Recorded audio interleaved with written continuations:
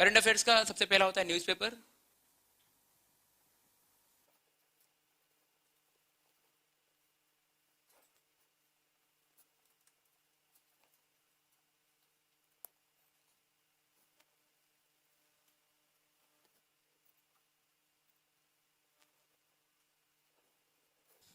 पहले आप न्यूज़पेपर पढ़ो, न्यूज़पेपर द हिंदू और इंडियन एक्सप्रेस, एनीवन।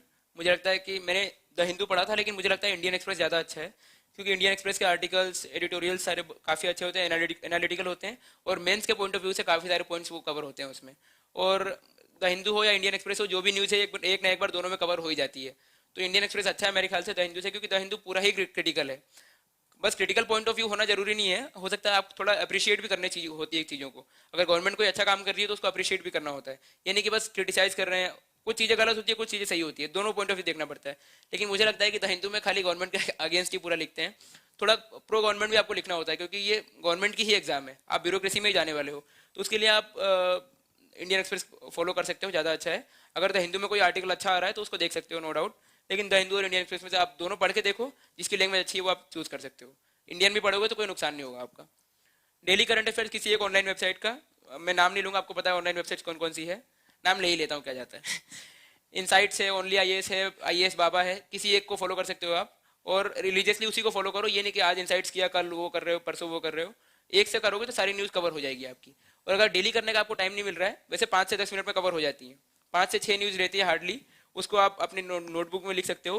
और न्यूज़पेपर का भी आप 1, 2, 3 और 4, जो जनरल स्टडीज़ का 1, 2, 3, 4 का पेपर है, उसके अकॉर्डिंग आप नोट्स बना सकते हो। 4 कॉपी बना लो 1, 2, 3, 4 की। कोई एथिक्स से रिलेटेड न्यूज़ है, किसी ब्यूरोक्रेट ने अच्छा परफॉर्म किया है, या फिर एथिक्स कहीं अपनी शो की है, कहीं ऑनेस्टी उसकी दिखी है, कहीं इंटीग्रिटी दिखी है, तो वो आप इसमें लिख सकते हो। कोई केस स्टडी दिखी है आपको तो वो लिख सकते हो इसमें। और 3, 2, 1 का आप सिलेबस लिख लो उस कॉपी में, फर्स्ट पेज पे। और जो भी उससे उससे रिलेटेड चीज़ें लगें, जैसे पॉलिटी में अगर कोई रिजर्वेशन वाला इशू है, आपको लग रहा है वो पेपर 2 का पार्ट है, तो पेपर 2 में उससे रिलेटेड जो भी मेंस का अगर ये पॉइंट ऑफ व्यू से कोई आर्टिकल वगैरह है, कोई एनालिसिस है, वो उसमें लिख सकते हो आप। फैक्ट वाली चीज़ें भी लिख सकते हो और एनालिसिस वाली चीज़ें भी लिख सकते हो। करंट अफेयर्स भी आप इसी में लिख सकते हो, या तो ये कर सकते हो कि अगर डेली पढ़ने का टाइम नहीं मिल रहा है, तो जो मंथली कंपाइलेशन आता है करंट अफेयर्स का, एक दिन लगेगा हार्डली, मतलब 3 to 4 आवर्स, उसमें आप डेली वाला एक किसी पेज में नोट डाउन करके रख लो, मतलब ट्रिस्ट बना के रख लो। जैसे मैंने ये किया था कि जिस भी मैं ऑनलाइन वेबसाइट को फॉलो करता था, उसका मंथली मेरे पास सारा तैयार था। सितंबर का मेरे पास 5 या 6 पेजेस में तैयार था, अक्टूबर का 5 या 6 पेजेस में तैयार था। ऐसे ही हर मंथ का मेरे पास 3 या 4 या 5 पेजेस में तैयार था। तो जब भी जैसे मैं अक्टूबर का, जैसे होता है ना सेक्शनल टेस्ट में सिलेबस दिया होता है कि इसमें पॉलिटी और हिस्ट्री आएगा, और साथ में अक्टूबर या और नवंबर का करंट अफेयर्स भी पूछेंगे हम लोग। तो जब मैं वो टेस्ट देने बैठता था, तो अक्टूबर और नवंबर का करंट अफेयर्स मैं अपनी कोचिंग से देखता था। कोचिंग वाले मतलब जो भी नोट्स होते थे इसमें ऑनलाइन वेबसाइट्स वाले, जो मैंने 3 या 4 पेजेस में बनाए होते थे, साथ में न्यूज़पेपर का अक्टूबर से लेकर नवंबर तक का पूरा देख लेता था टाइमलाइन से। और साथ में ये जो मंथली करंट अफेयर्स आप किसी भी एक कोचिंग का फॉलो कर रहे हो, तो उसके बाद मैं टेस्ट लिखता था। तो ऐसे ही आप मंथली बना सकते हो हर ऑनलाइन वेबसाइट की एक किसी की, और या तो आप इसके साथ ही बना सकते हो, न्यूज़पेपर वाली कॉपी में ही इसको नोट डाउन करते सकते हो। अब ये नहीं कि आपको दोबारा पढ़ना है तो पूरा मंथली आप 150 पेजेस का पूरा रिवाइज कर रहे हो, उसमें बहुत ज़्यादा टाइम जाएगा। आप नोट्स बनाते जाओ। अगर 150 न्यूज़ है तो 5 या 6 पेजेस में कवर हो जानी चाहिए। और उसका ये है कि अगर जैसे कि इतना बड़ा है, तो उसको एक हेडिंग दो, 2-3 बुलेट पॉइंट्स लिखो जो जो मेन फैक्चुअल चीज़ें हैं प्रीलिम्स के लिए, और इतने में ही इतने बड़े न्यूज़ को कवर कर लो। तो छोटे छोटे करते जाओगे तो ऐसे एक हेडिंग, जैसे अगर कोई नई कमेटी बनी है, उस कमेटी का नाम भर लो, साथ में उसका पर्पस लिख दो, जो 2-3 पर्टिकुलर्स हैं कि कितने मेंबर्स हैं, क्या क्या एज वगैरह है, और कितने टाइम के लिए अपॉइंट हुई है, वो थोड़े बहुत पर्टिकुलर्स बुलेट पॉइंट्स में लिख लो। वो न्यूज़, इतनी पूरी न्यूज़ इतने में कवर हो जाएगी। ये अगर नोट मेकिंग प्रैक्टिस करोगे तो इजीली आप कवर कर लोगे। ऐसे ही करके 5 या 6 पेज में आप बनाते जाओ। डेली करंट अफेयर सोते से पहले एक देख सकते हो आप। पीआईबी को डेली फॉलो करो। पीआईबी में रोज कभी कभी ऐसा होता है कि 5 to 6 न्यूज़ आर देयर, और sometimes it happens that there are more than 20 or 25 news, क्योंकि जैसे बजट आता है तो बजट वाले दिन बहुत ज़्यादा न्यूज़ होती है, या फिर कभी मंडे होता है तो बहुत सारी जो मिनिस्ट्रीज होती है वो अपनी नई नई स्कीम्स लॉन्च करती हैं, तो वो सारा पीआईबी में आपको मिल जाएगा। और जो डेली करंट अफेयर्स होता है जो भी किसी ऑनलाइन वेबसाइट का, वो सब पीआईबी और इन्हीं गवर्नमेंट वाली सोर्सेज से ही वो लोग न्यूज़ लेते हैं। तो कई कई बार वो छोड़ देते हैं, जो इंपॉर्टेंट चीज़ें होती हैं वो आपको पीआईबी से मिल जाएगी, जो वो लोग छोड़ देते हैं। तो पीआईबी आप डेली फॉलो करो। उसमें 70% जो न्यूज़ होता है वो कवर करने लायक नहीं होता, मतलब कोई यूज़ नहीं होता उसका, लेकिन 30% होता है, और वही 30% आपको लिखना है।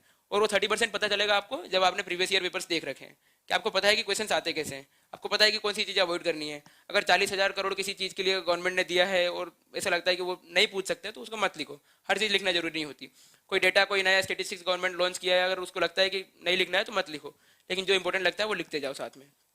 विकासपीडिया एक बहुत अच्छी वेबसाइट है गवर्नमेंट की है कि नहीं पता नहीं, लेकिन मुझे विकासपीडिया मैंने फॉलो की है। इसमें सारी स्कीम्स कवर्ड है गवर्नमेंट की जितनी अभी तक हैं, और सारी स्कीम्स की बेसिक ऑब्जेक्टिव्स, उसका क्या पर्पज है, वो सारा इसमें स्टेटेड है। मिनिस्ट्री वाइज है और सेक्टर वाइज भी है।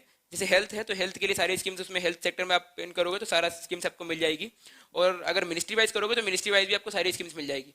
कौन सी स्कीम का सब सेक्टर स्कीम्स कौन कौन सी हैं और गवर्नमेंट ने कब लॉन्च की, उसका जो अगर कुछ अमेंडमेंट हुआ तो कब हुआ, वो पूरा इस पे दिया हुआ है विकासपीडिया पे। तो जब भी टाइम मिले विकासपीडिया का आप ऐप डाउनलोड कर सकते हो या फिर ब्राउजर पे भी देख सकते हो। और पीआरएस का मंथली एक फॉलो करो। हाफ ईयरली पॉलिसी रिव्यू भी आता है लेकिन वो ज़्यादा होता है। मंथली पॉलिसी रिव्यू करोगे तो गवर्नमेंट के रिसेंट जो लेजिस्लेशंस हैं, अगर कोई नया ऑर्डिनेंस लेके आई है गवर्नमेंट, कोई नया बिल लेके आई है, अगर वो एक्ट बन गया है तो एक्ट ठीक है, बिल बन गया है तो बिल उतना इंपॉर्टेंट नहीं होता है जब तक वो एक्ट नहीं बनता। जब एक्ट बन जाता है तो वो यूपीएससी के लिए बहुत इंपॉर्टेंट हो जाता है। तो जो भी नए लेजिस्लेशंस हैं वो सारे, जैसे कंज्यूमर प्रोटेक्शन एक्ट था लास्ट ईयर, वो एक्ट नहीं बन पाया लेकिन बिल था, तो जब भी वो आया तो पीआरएस में वो कवर्ड था। वो सारी चीज़ें देख लो उसमें। और जब भी आप किसी कोचिंग का या फिर जब भी आप कोई टेस्ट सॉल्व करोगे तो उसमें बेसिकली जो गवर्नमेंट से रिलेटेड जो चीज़ें हैं वो पीआरएस पीआईबी से ही पूछेंगे वो लोग, तो ये बहुत इजीली कवर हो जाएगा। योजना कवर करने का सिंपल तरीका ये है कि योजना में there are I think 8 to 10 articles in every Yojana on which ever topic it is there. उसमें से आप कोई एक आर्टिकल ले सकते हो। सारे आर्टिकल्स में कंटेंट लगभग सेम होता है। मैंने 2-3 योजना पढ़ के देखी, मुझे लगा कि 8 से 10 जो भी आर्टिकल्स हैं सब में सेम कंटेंट है। कोई एक बढ़िया सा आर्टिकल लो और उसी को अपने वर्ड्स में लिख लो, उसी के पूरे नोट्स बना लो किसी एक ही आर्टिकल के, और बाकी सब चीज़ें छोड़ सकते हो आप। जैसे अर्बनाइजेशन पे है तो अर्बनाइजेशन पे सब सारे आर्टिकल्स में लगभग सेम ही चीज़ें होंगी, प्रॉब्लम्स होगा, सॉल्यूशंस होगा, और जो गवर्नमेंट उसके लिए कर रही है वो होगा। तो वो किसी एक बढ़िया आर्टिकल को लो, उसी आर्टिकल का पूरा समरी बना लो, और जो फर्स्ट पेज पे होता है, जो फर्स्ट पेज पे एडिटर्स नोट्स होता है उसका, जो एडिटर अपने वर्ड्स में कुछ लिखता है और एडिटर नोट जो भी होता है वो फर्स्ट पेज का देख सकते हो आप। और फर्स्ट पेज के बाद कोई एक आर्टिकल, फर्स्ट पेज भी एक पेज का होता है, उसका जो प्रीफेस होता है उस पर्टिकुलर टॉपिक पे वो देख सकते हो, और साथ में कोई एक आर्टिकल बढ़िया सा देख लो और उसी से पूरी योजना कवर हो जाएगी। तो योजना ऐसा पूरी पढ़ने की जरूरत नहीं है, 3 या 4 पेज का एक आर्टिकल पढ़ो, पूरी योजना कवर हो जाएगी। और आरएस टीवी का शो देख सकते हो आप, जब मेंस के लिए पढ़ रहे हो तो बिग पिक्चर वगैरह, और जब प्रीलिम्स के लिए पढ़ रहे हो तो साइंस मॉनिटर वाले शोज जो साइंस के लिए काफ़ी इंपॉर्टेंट होते हैं।